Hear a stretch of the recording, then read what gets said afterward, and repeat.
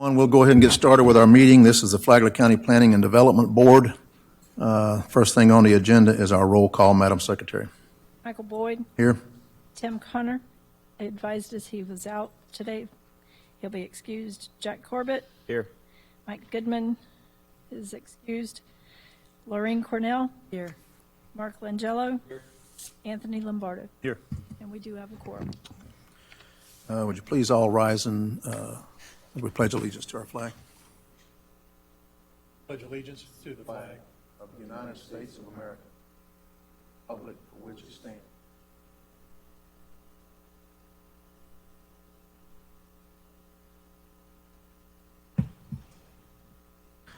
Thank you. Next is our approval of the June 11th meeting minutes. Anyone on the board have anything to add about the minutes? I'll make a motion to approve. Second. We have a motion and a second. Any discussion? If not, I'll call the question. All in favor say aye. Aye. Thank you. The next item is application number 3182. It's a quasi-judicial item requiring some disclosure of ex parte communication. Anybody on the board have anything to report? Seeing none, we'll go ahead. This is application 3182, an application for a variance in the agricultural district. Mr. Mingle.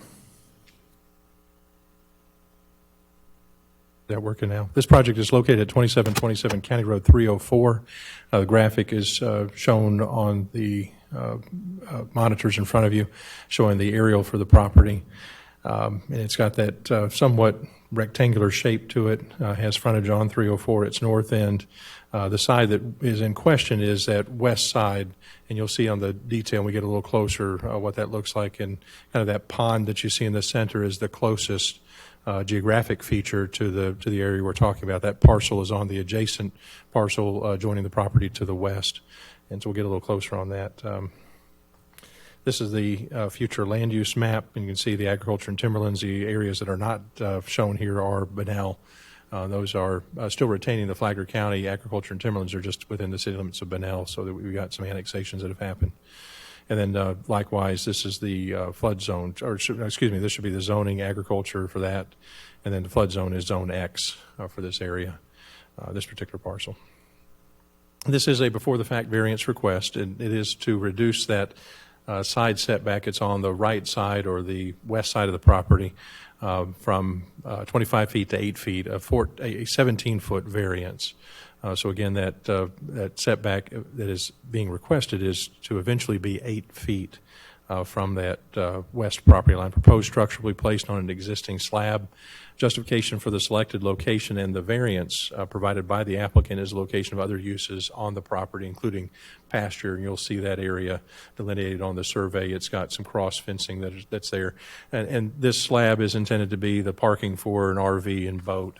And had been, I think, we have the applicant talk about that. Maybe if I'm wrong, but I think there had been a structure that had been there before, and hence the slab. But now they're coming back with it, looking for a permit, and now that's the reason why we're coming back and saying now you got to get the variance in order to put it back in that spot. The neighbor to the right, the west side that had been or would be most affected by this, provide a letter of support, no opposition correction in your packet.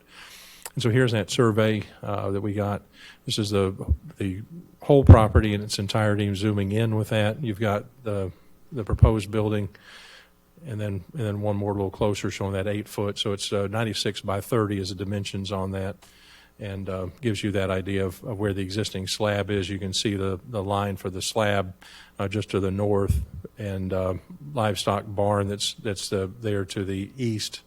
That's 40 by 50. And then the fence lines are that boxed portion of the drawing that's showing up there. And I'll take you back to the aerial just to give you one more chance on that orientation. You can see where that pond is. So we're about midway down on the parcel is where all this activity is happening. In our analysis, we review the variance criteria, and the biggest difficulty for us on this parcel is the first two. Always seems to be those as being the the point where we're looking at it saying, okay, so what's irregular about this property?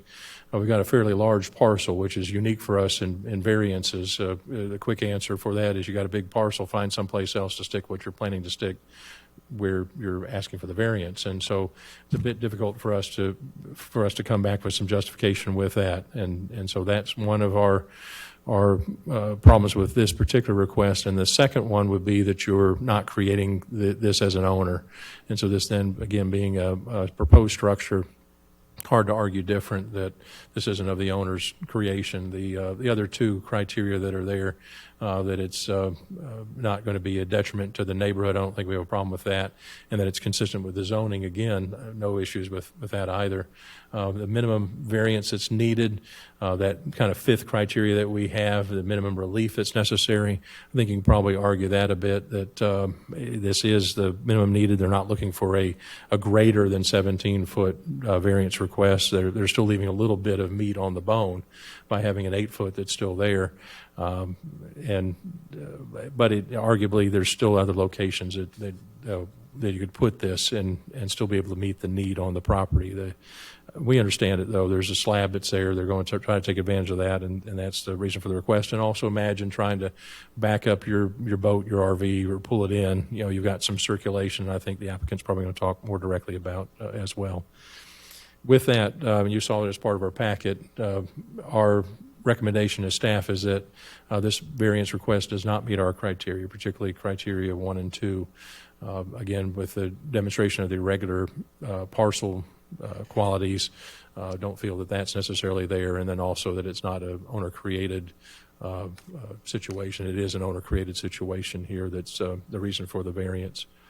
And then we have an alternative motion if, after your deliberations, testimony from the applicant and a testimony also from the public, that you choose to issue the variance. We do have the opposite, then, that the variance criteria have been met. With that, Mr. Chairman, I'll close, wait any questions or comments that you have. Applicant is present in the chambers, and I don't know if we're hitting them cold on the need for a presentation, but I think they're probably ready to make their case. Thank you, sir. The applicant present, you wish to make a statement? If you would, come forward and just state your name into the microphone, please. Name and address. Hi, my name is Chris Barney, 2727 County Road 304. The reason I wanted to talk with y'all is because to put the garage any place in the back of my pasture, Mr. Barney, so just slide back over to the microphone just a little bit if you don't mind. to put the garage any place other than where we're trying to put it is going to be near impossible to back a motorhome and a camper into there. And the second reason is there's I put all this fence up for my livestock, and we have horses, and I got 2 horses and 3 cows, and there's not really enough land to. We're buying hay as it is now, so if I take up more of my pasture, I'll be even buying more hay, which that doesn't matter to y'all. But the biggest thing is, I'd have to build a road, and I'd lose a ton more property for hay for the animals. I think you've all seen to back an RV or a boat down beside that building. My wells to the right of between the existing building and my house is my well. So I would to put it in that little area that where the fences are. There's actually a fence that goes from the barn back off the old barn that meets to the other fence from the back corner of the barn. So I really wouldn't have any other place but to tear down the fence that I just put up. And I guess that's about it. Anybody on the board have any questions for him? I have a couple questions. The areas that are outlined in red, is that everything that's being proposed? No, the 40 by 50 is existing, Okay. and the 30 by 96 is the building I want to put in. Okay. And then, can you remind me again, please? What are the principal building setbacks for the zoning district? 50 feet front and rear, 25 feet on the sides. Oh, 25 on the side. Okay. And so with the ag district, you've got some pretty big setbacks intended to apply to a large property. So, the total square footage then is 2,880 feet for that building? Yes. and I can't make it no narrower to get it to put the RV and the boat in there. But you could move the fence, though, to remedy and meet the setback if you had to. No, I couldn't because I would have to put the building over in the middle of the property, and then it would be instead of being to the left of my building, it would be to the right, and I have a well. It says, I don't know if you can see where it says proposed pool, and there's a well right there, right in the middle of okay. that. And that's where my well is, so I'd be backing in between there, and I just last year got a permit to put all this fence up, and it's kind of my fault thinking that I didn't realize it was a 25-foot setback, and It's an awfully big structure not to be respecting the principal building setback. Thank you. thanks. Yes, sir. Hi, Chris. So tell me something. The area that's fenced in front of the livestock, is there something happening in there? What I do with since I don't have very much property, I put the animals in the back for a while, and then we switch them to the front because they eat all the grass up. Okay. So Is the amount of grass area you have right now the amount that you need to graze your animals, or do you have extra? no, I need more. I'm buying hay You already now. and you've had these animals before you proposed these buildings, Oh obviously. yeah, I've right? had them for 2 years now. Okay, and then as Lorraine was asking, if you were to go on I'm going to call it the east because I'm calling the road the north Okay. over here because it's kind of skewed, but if you went to the east of that existing building, it's going to be in the way of that pool and But the other pool's stuff. already there, yes, and I have a well that's between my house and that garage. So right now, the imposition would be up to 8 feet from the property line. Yes. You can't make the building any smaller. I could probably make it shorter, but I couldn't make it. Right, No, so I should say no. more narrow. Right. Right, okay. All right, thank you. So I have one quick question, sorry. Chris, so this, the 30 by 96, you said that was an existing slab? Is that existing? Not the whole thing, but Okay. it's I would have to add to it. But You'd be it's, adding to it? What was the size of it before? it was 30 by 50, I think. And there was a structure on it and it came down? It was there was just a carport on it, and it came down in a hurricane. Okay, that's it. Good. So the front of the building where it says 30 feet, Yes. is that where a current slab ends right now? Is it? No, there the slab current there right slab now? is actually equal with the 40 foot. I was Okay. going to add.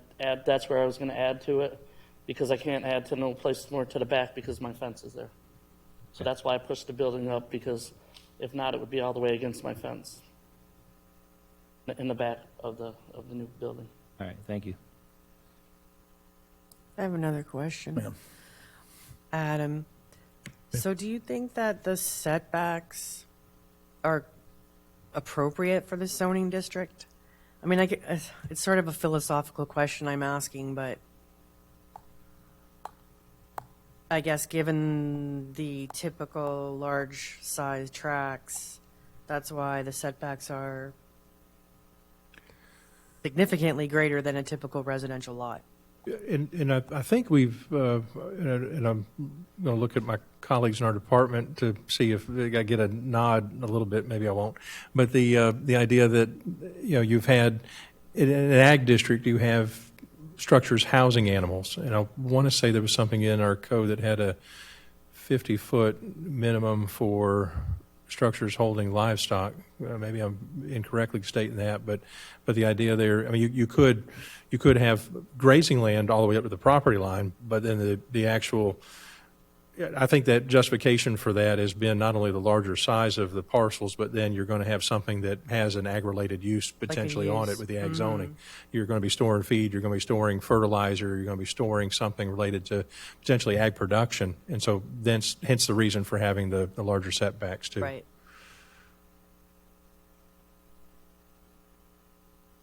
Kind of, I wonder, because in Bunnell, you can own 100 by 150 lot, and you can build 3 foot off your line. And my daughter lives in Grand Reserve, and she can't even put a lawnmower between the air conditioner and hers, and I pay taxes on this big parcel, and I got to stay 25 feet off. It just don't But make no sense. I think that's what the planning director is alluding to is it's the matter of the use and the conflict that it can occur when adequate setbacks aren't set for an agricultural type use zoning district. That's right. That's why it's so much greater, but the whole concept of trying to reduce conflict, that's why those standards exist. Angela? Actually, Lorraine was kind of going in the direction I was going, because my next question was going to be about the setback to Adam. So let me ask you a slightly different. I heard what you just said about possibly the conceptual reason. But in practicality, if the neighbor next door has no problem with it, and they don't have a structure that's going to be directly affected by it, and as we know, as the applicant was just pointing out, we have many conditions where buildings are in much tighter conditions. Obviously, because the lots are tighter, but they are tighter. I mean, to be honest with you, I think there is an unusual shape to the lot enough, and the use of it, I can kind of get over number one. And I think that if that pad was existing and the use of the animals were on, and we're going to say, well, if you're going to try to use this property to its fullest, you have to get rid of some of your animals then, perhaps, and create more hardscape to get that thing in the back when there already was a driveway there. But my question really had to do with, if it was closer there and the neighbor sees no harm to it, what would then be the planning harm to it? Or would there be any? The consent of the owner, or the adjacent owner, I think definitely helps the request. And I pulled up this part. You can barely see it probably on just the scale that it's at. I can't zoom in real quick here, but I can tell you that that dark square that's almost right in the center is a pond. It's on the neighbor's property. There's not a structure that's there. There's not there's no home. There's no barn. They're not going to be, their adjacent development is the pond. And so, following that logic, there's not going to be a whole lot of detriment to them. There's not an incompatibility there necessarily between those. The placement of the structure here with the reduced setback doesn't prevent them from otherwise utilizing their property as they have already. It may in some way affect something in the future. You can always fill in a pond, or a successive owner could do so, but they'll know what's already there. And as we've started doing now, we record the variances as orders in the public record. It's subject to then public review and kind of buyer beware. Then you'll know then what's happening and how it's been disposed of by the county in a very formal way. I could follow the logic that says if we've got that, at least no objection from that adjacent owner, and kind of what is the harm here, and maybe that I don't know if that would exactly address the first criteria. And I think if you put it in that context of criteria, where I think you're heading, then I think you're going in the right direction. That maybe it's irregular, but you have then this item of consent from the adjacent owner that then is maybe I don't want to say dispositive, but it then in some way comes through and says that there's not a true conflict. If the lots were parallel, he probably would not have had this problem because it probably would have been wider there, and it's not. And he has, again, the topography of the land is for the grazing, and that's part of the uniqueness of the site, the way he's using it. That's why again, I don't look at this in a vacuum. I'm looking for how it is. It's out there on the west side of the county where this is not in an urban environment where the neighbors and the restrictiveness plays into it more. This I can see where he has more of an unusual piece, not because of the acreage of it, because it's not a parallel lot. It gets narrower. If he would have had the width at the front, he wouldn't be in this situation. And again, he's already talking about the amount of grazing land not being enough, and that is sort of the use of the property. So, again, it's all how you want to look at it, and I can get around number one, and I think if the pad was on there, I'm thinking number two. I want to make sure that the effect to the neighborhood doesn't have an effect, and a negative impact, which I think was 4, I think where we were on that, and I think and that's why I was asking that question. Thank you. Good, thank you. I don't see any problem really with this application. It's out in the country. It only affects one neighbor, and they're They have no objection to it. We're gonna let you sit down, Mr. Barney, and I'll open this to the public. Anybody in the public wishing to make a comment on this particular application, please come forward and do so. Once again, any public comments? If not, we'll close public comments and return to the board comments. Anybody from the board wishing to make a motion or another statement about this application? I'd like to make a motion, we approve application 3182. Second. We have a motion and a second. Any discussion? All in favor of the application, say yes. Yes? Yes. Any opposed? Hey. But you still get your variance. Motion carries. Thank you. Next item is item number 5. It's application 3183, an application for determination of use in the C2 General Commercial and Shopping Center District. This doesn't require any ex parte communication, so we'll turn the time over to Mr. Mingle. The way these, we don't see these too often, and this is a consideration that's provided in the C2 section of the code. It's not a parcel-specific determination, so that the problem we typically have with these is that we're kind of doing some hand-wringing, saying, well, maybe this would work here, maybe it won't work someplace else. But our code at that section 3.03.17B22 says other commercial uses of a nature similar to those listed may be permitted upon a determination by the Planning and Development Board that such uses are appropriate in the C2 district. Standard Industrial Classification Manual, which is now the North American Industry Classification System, will be used as a reference for these determinations. And so what we've taken the burden in the past with that limited guidance as being staff presents to you the uses that are already listed in the code and then looks to the NAICS and says, okay, well, here's these things that are kind of somewhat similar, analogous, and in providing that somewhat limited justification for a determination made by the planning board. Again, as a legislative action, not a lot of criteria that's here. And so you don't really have a weighing of evidence that's involved with this. We ask the applicant not to come up and say, hey, here's where I want to put this, because that's not really the consideration that's before you. And this is a determination that once it's made, you can't put that genie back in the bottle. It then applies from that point forward for effectively all C2 zone parcels. This is a very specific request for a private school for children with special needs. It does not include then overnight stays. It's not intended to be a group home or any of that. Those analogous C2 principal uses in our code already that we pulled out: art, dance, modeling, and music schools. Realizing those from a traffic generation standpoint, not the same thing. Those are typically after hours on those after-school programs. Daycare centers, which maybe is directly analogous with this. Automobile driving schools being at the other end of the extreme, a very intensive use potentially with that. But determination, again, finally, is not parcel-specific and would then apply thenceforth for all the C2 zone parcels. I've provided some guidance in the recommendation that I think is appropriate.